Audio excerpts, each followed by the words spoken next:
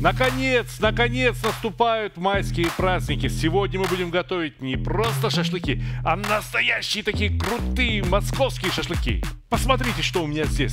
Овощи, курятина, ягнятина, конечно, будет говядина. И еще обязательно будет люля-кебаб. А рыба обязательно нужна, потому что в рыбе фосфор. И рыбу, ребята, я вам точно скажу, обязательно кушать надо. Так, а это что такое? Ассаламу алейкум, ассаламу алейкум, земляк, наш ферганский парень, Дони, знаменитый рэпер. Че приехал, помогать? Конечно, с удовольствием. А это что с собой привез? Мангал? Дони, ну ты кому с мангалом приехал? Не, ну это хороший мангал, фаеркап, поэтому я решил... Фаеркап, говоришь? Посмотрим. Так, градусник, это хорошо. Решетка снимается, Вы мне это расскажите, хорошо. что и как это тут работает. Это хорошо, ну что он дырявый? Что здесь дырка? А, понятно, зольный ящик. Ну ничего так, слушай, да, попробуем его сегодня в деле. Я знаю, в детстве ты, когда вот за столом сидел, вот так вот любил барабанить, да? Посмотри, у нас здесь мясо на люля-кебаб. Да? Нарезаешь его вот такими ломтиками. Видишь, доска какая фирменная. Уф. И на этой доске это мясо вот этими топориками вот так вот возьмешь. Я думаю, с этим я справлюсь. А я здесь чем-нибудь другим пока займусь. Говяжью вырезку немножко посолю и поперчу. Слушай, я на самом деле первый раз делаю такой фарш, именно пользуюсь топорами. Ну как тебе? Ну, Ощущения, скажи. Ощущения крутые, я скажу. Кайф вам так. испытываешь? Да, ощущения другие. Я совсем. тебе одну вещь скажу. Вообще говоря, кухня – это не просто удовлетворение потребностей в еде. Кухня – это кайф. Каждый человек, который готовит, должен получать от этого удовольствие, правильно? О, молодец. У меня вот вопрос, а как вы долго вообще этим вот занимаетесь и что вас привело? Мне интересно от вас лично услышать просто. Дони, наверное, может быть, ты меня не помнишь, но папа твой обязательно меня должен помнить. Потому что мы с твоим отцом, наверное, ровесники. Какого года? Я 62-го. У меня отец 56-го. А, чуть старше Да, меня. 56. Но все равно наверняка он меня помнит. Да, я думаю, наверняка что он да. меня знает. Я в Фергане занимался бизнесом. Но готовить я любил с молодости. Я в 16 лет в Москву приехал, Ага, в институте учиться. ага. Попробовал еду в столовой и понял, что это не мое. И я прямо в общежитии, в студенческом общежитии начал готовить какую-то еду. Конечно, у меня тоже не все сразу получалось. Учился. Ну, на самом деле, я вам скажу так, что кто именно родился, живет в Узбекистане или там кто-то вырос, мне кажется, вот именно готовить, это в крови. Вот, например, меня никогда никто не учил. Я просто вот стоял у плиты, когда мама готовила или отец готовил. Понимаете, это все впиталось. Вот сейчас у нас здесь один человек стоит. Посмотри, посмотри.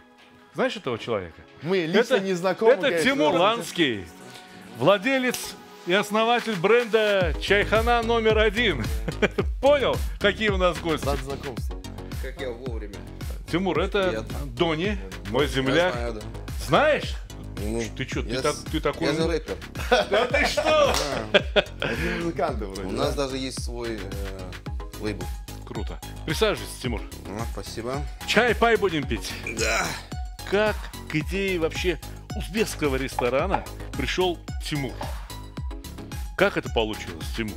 Как это все началось? Я сам родился в Москве, а папа мой из Ташкента. И как-то на каникулы, как-то мы зимой, в классе, наверное, в 6-м или, может быть, в 5-м, поехали с отцом к родственникам в Ташкент. Так. Для меня, конечно, после брежневской Москвы с очередями, там, с недостатком продуктов, то, что я увидел в Ташкенте, это, конечно, было откровением. То есть шашлыки, вот эти по 13 копеек, обилие фруктов поразили мое воображение.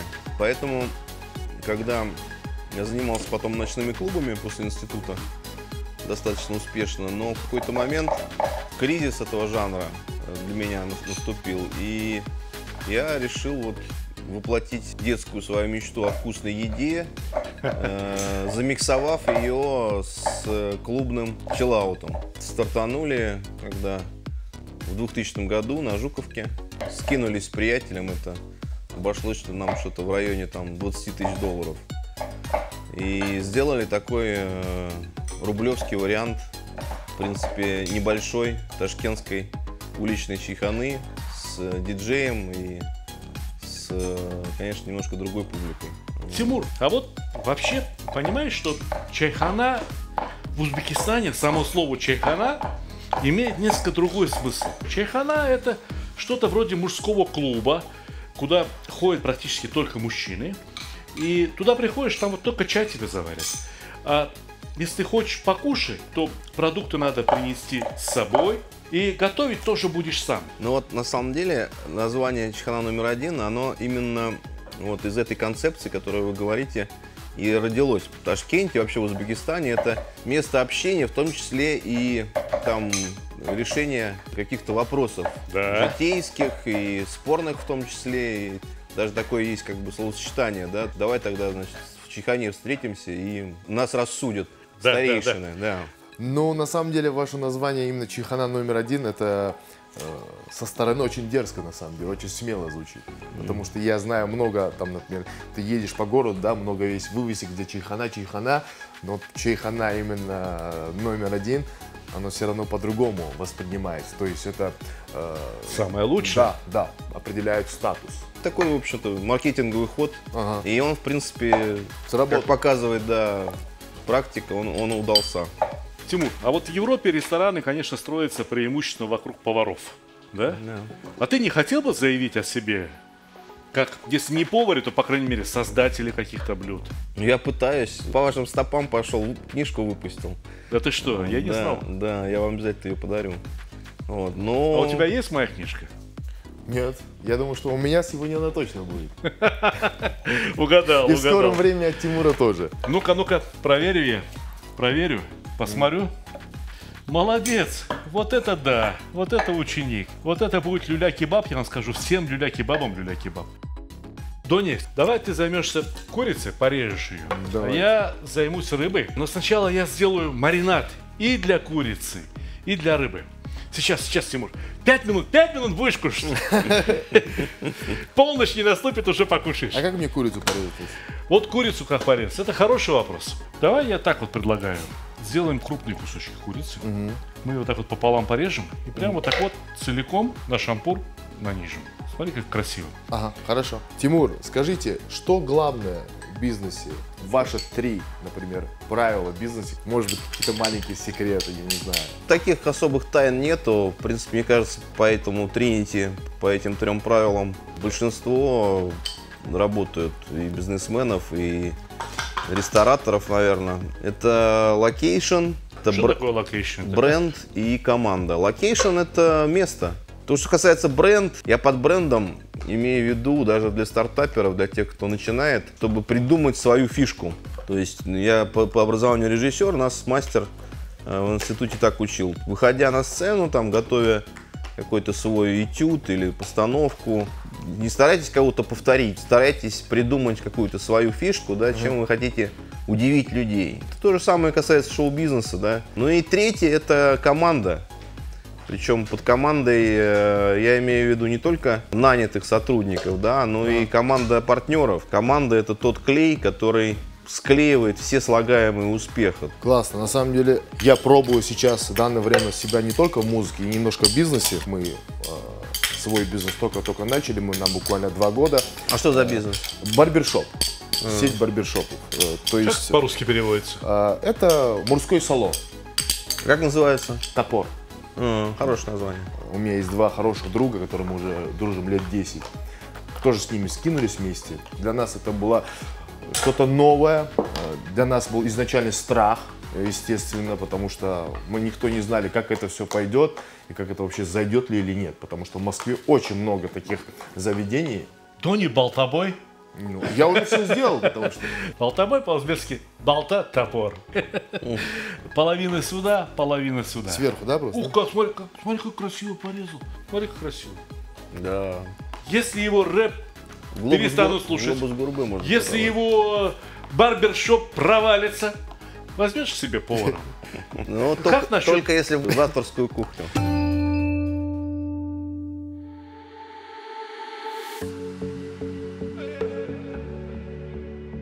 А у вас, например, повара, они едут ли куда обучаться, там, повышать свою квалификацию или еще что-то? На самом деле, самая лучшая школа – это когда они стажируются в действующих ресторанах. Повара более опытные, которые уже у нас долго работают, обучают их и контролируют, смотрят, на что они способны. А то, что если свои какие-то есть идеи у поваров, то наш бренд-шеф, он, в принципе, всегда постоянно находится на контакте, да, и... Не, ну подожди, вот я не сомневаюсь в качестве Шамса как повара. Я слышал, был какой-то особый подарок. А, вы об этом? Ну да, Мерседес подарили. Как парень без Мерседеса должен в Москве жить? Слушай, ну а как? Ну, бренд-шеф 20 ресторанов. Я шучу, я шучу. Но здесь скорее это характеристика для владельца бизнеса. И как владелец бизнеса относится к своим людям. У меня есть один такой знакомый, который давно уже потерял все, но после того, как он, извиняюсь за выражение, вышел, 180 человек, сотрудники его компании, из 700 ранее работавших, пришли и сказали: мы знаем, что у тебя ничего нет. Возглавь нас, пожалуйста, мы будем с тобой работать еще. Ну, это да, это признание. Узбекская пословица есть такая даже в стихах. «Бүгін шах буласан, эртеге гадо». Сегодня ты шах, царь, а завтра бедняк. Это точно. И как ты относишься к людям, так и к тебе люди будут относиться. Я сам такую историю прошел не один раз. Например, моя погоня за деньгами, она не увенчалась успехом. Вроде бы вот, все, я заработал. Бах, завтра снова должен деньги. Но я стал счастливым человеком, по-настоящему счастливым человеком, когда я стал заниматься тем делом, которое я любил всю жизнь. Вот кулинария. А вы сами готовите, Тимур, вообще? Да, я люблю готовить. Но вот именно то, что блюдо на мангале в основном. Мое такое тоже хобби. Конечно, не сравнится с великим Сталиком. Перестань, я тебя прошу. Ну так не делай, а так не говори, я тебя прошу. Вот, но я люблю, да, люблю. Вот любишь, этого достаточно. А дома вы часто готовите или вообще едите ли вы вообще дома? Практически каждые выходные я что-то готовлю. Экспериментирую, не всегда удачно, но друзья приходят, им нравится. То есть человек, у которого 20 ресторанов, берет и готовит дома сам? Да, да. Ну как, Да? нормально получилось? Да, по-моему, супер получилось. Люля первый раз сделала. Все когда-нибудь нужно сделать первый раз. я думаю, Понимаешь? что так и получается. В первый раз женишься, в первый раз сына из роддома принесешь. Когда-нибудь нужно сделать. На свадьбу позовешь? Обязательно. Пойдем на свадьбу, в ладоши похлопаем. Обязательно. Конечно. Йор. А где будешь делать свадьбу? В Узбекистане, в Фергане или здесь, в Москве? Посмотрим. Может быть, какую-то часть я буду сделать в Фергане обязательно, потому что Так. там родители, традиция все-таки, обычаи. Вот. Придерживаешься традиции? Ты вообще, ты какой парень? Ты ферганский, фарганалик мисен, йоки москвалик мисен? Или москвич? Вы имеете в виду характер? Внутренний шампур. Да. Не, внутренний шампур-то ферганский, это точно. Точно. Характер, вести себя, общение, добиваться своего, это чисто ферганский. Молодец, 5 минут. Через 5 минут кушай.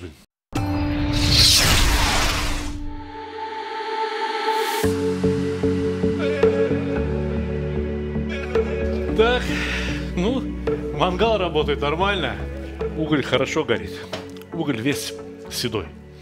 Знаешь, я зачем голову брею? Если волосы отпущу, у меня тоже такие седые волосы, как вот этот уголь. Так что можно начинать. Сначала я положу баранину. Вот эту баранину, эта часть, этот жир. Хочу, чтобы из него выжирки получились, джиза получилась. Вот здесь овощи пожарим. Я, ребята, шашлык без овощей не ем. Вот баклажаны долго готовятся, их первыми поставим. Лук-порей. Если его испечь, это потом... То есть вот целиком, да, кладете все овощи? Конечно. Да? Красиво дымит баранина. Это слегка вы их, то есть, да, такой Пока до слегка, пусть они полуготовности. пусть постоят, потом еще, Ну, еще правильно, раз, я правильно. еще раз их доведу потом. Ах, перчики какие классные. Ароматные. Но мне очень нравятся помидоры, когда они вот именно на мангале, на углях. Я очень люблю. Я вообще, в принципе, люблю помидоры, поэтому... Фарган Алекса, балам. Да, конечно. Мы были недавно на гастролях в Алмате, в Казахстане. Поселились в отель, мы рано утром прилетели, мы как раз попали на завтрак. И рядом сели ребята тоже, не помню, то ли корейцы, то ли вьетнамцы, то ли китайцы. Вот. Я как бы не сильно различаю, извините, конечно. И получилось так, что я смотрю, они прям с собой, оказывается, все это, они настолько, видимо, любят все вот острое, они с собой принесли какие-то пакетики, открыли, у них прям целый стол был вот этих именно приправ. Я удивился, да. Это были корейцы. Корейцы без кимчи никуда не едут. Да. А самые продуманные корейцы, они говорят, если я мамин кимчи не поем 2 дня, живот точно будет болеть. Поэтому они с собой везут. Раньше в Фергане, помните, очень тоже много было корейцев жили. Они до сих пор живут, очень их много. Да, слава У нас напротив нашего дома площадка, мы всегда играли в футбол. Но летом нам никто там не давал играть в футбол, потому что там сушили баклажаны. Вы не представляете, целое лето, каждое утро они резали баклажаны, как картошку фри, да? Как чипсы. Да, они превращались как будто реально в чипсы. Утром просыпаемся, все застелено снова баклажанами. И в футбол играть. Мы ждем с пацанами до вечера, пока солнце сядет. Солнце садится, мы начинаем играть в футбол. Но в Узбекистане очень любят, кстати. Корейский, Я помню, корейский, да, я работал после института на киностудии в Ташкенте. Меня первый раз привезли в корейский квартал. Куилюк он называется. Куилюк, да. Я был, конечно, поражен вообще, что это вообще возможно. То есть такие огромное количество маленьких кафешек. По тем временам это вообще было, ну, как бы такое новое направление абсолютно. Была очень вкусная еда. Кафе такие, как комнаты, как квартиры. С обоями, с домашними такими занавесками, да, мебелью. Вот, Тимур, скажите, если не узбекская кухня, то какую бы кухню вы предпочитаете? Мне нравится кавказская кухня, русская печная кухня, вот то, что в печи готовится, вот, итальянская и японская. А у вас, Сталик? Я еще не видел ни одной плохой народной кухни. Если народная кухня, то она всегда, как правило, очень продуманная, очень вкусная, очень хорошая. Люди говорят, в Америке кушать нечего. Очень вкусная еда. Я приезжаю в Турцию, общепит задавил турецкую народную кухню. Когда-нибудь еще турецкая кухня о себе скажет. Турецкая очень вкусная. Да, турецкая кухня Если очень народная. вкусная, да. Было очень много из Турции гастарбайтеров, гостевой рабочий. Это слово появилось тогда, когда турки поехали на работу в Германии после войны. Они там насмотрелись, в Германии сосиски едят, гамбургеры едят, там американцы уже гамбургеры занесли. И они стали делать то же самое в Турции, все заливать это томатной пастой, весь вот этот фастфуд. И в 60-е годы среди турецкой молодежи считалось стыдно кушать дома то, что мама приготовила. Первые вот эти вот всякие шаурмяшечные с шаурмой появились вокруг стадиона Бешикташ. Молодежь, ребята шли поболеть, дома не покушали, потому что они после работы сразу туда. Да? И они там вот ели вот эту шаурму и так далее. Это Донор, да? Донор? Донор, там, как хочешь его назови. Но смысл тот же самый. Да, шаурма да, и шаурма. Да. Я был недалеко от Стамбула на фабрике шаурмы, где производят 30 тонн бобин с шаурмой. Кошмар. И замораживают шоковой заморозкой. Причем делают на заказ от всех предприятий, 50% которых находятся в Германии. Готово говядина, не буду больше жарить. Вот готово, да? Конечно, а что думал? Такое мясо, если кто его жарит дольше, там, не знаю, чем 10 минут, все, он убил это мясо. Вот для самого лучшего люля-кебаба 12 минут, 16 минут, я не знаю, запах. больше не надо. Вот вы делаете люля. Вот у вас есть свой секрет, потому что когда многие готовят люля, он, то есть, разваливается, а у вас он прям вот идеально. Как вы слепили, он так и вот остался. У меня есть секрет, у Тимура есть секрет. Теперь у тебя есть секрет. Но у меня нет секрета, вы меня У не тебя оставляете есть секрет. Послушай, все делай, как дядя Сталик. Вот это секрет. Все. Больше ничего не надо. Весь секрет в том, чтобы соблюдать правила. Эти правила не я придумал. Эти правила придумал народ. Люля в переводе с тюркских языков означает трубка. А Вот. труба почему? Потому что шампуры, вот же вот он, шампуры вот были шампур, толстые, понимаешь? да? Шампуры же были веточки. А, Понимаешь, веточку, вот тебе люля-кебаб. Я вам покажу еще отдельно, как это делать. Сегодня у нас праздничная программа. У нас сегодня программа про настроение. У нас сегодня программы про человеческий успех. Вот передо мной двое успешных людей находятся. Один чуть старше, один чуть младше. Каждый добился успеха, несомненного успеха в своей области. Сегодня вы находитесь в чайхане Сталикой и Доней в Чайхане номер 1.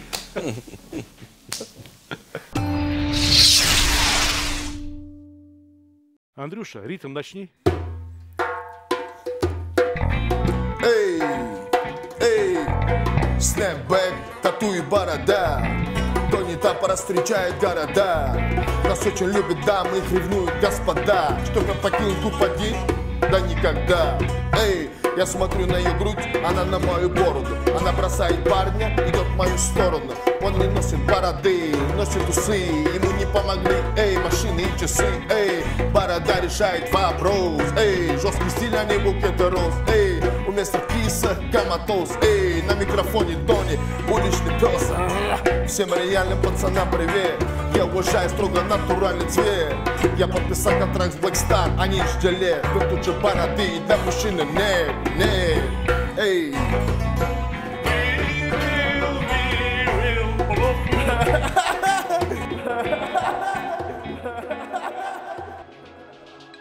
Ну что, пора и пообедать. Да, поработать теперь можно пора. 5 минут, 5 5 минут. Каны, садитесь, давайте.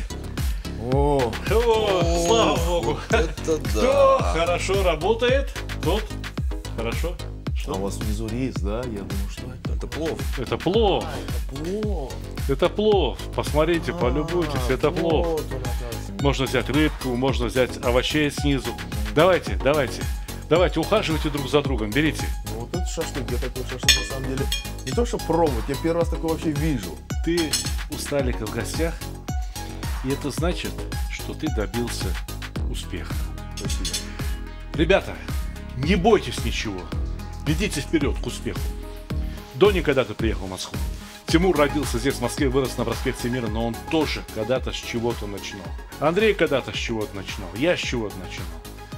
Я от всей души желаю, чтобы вы, мои дорогие зрители, мои дорогие читатели, чтобы вы, каждый из вас, достиг больших успехов. Желаю вам большого счастья в жизни. Конечно же, приятного аппетита!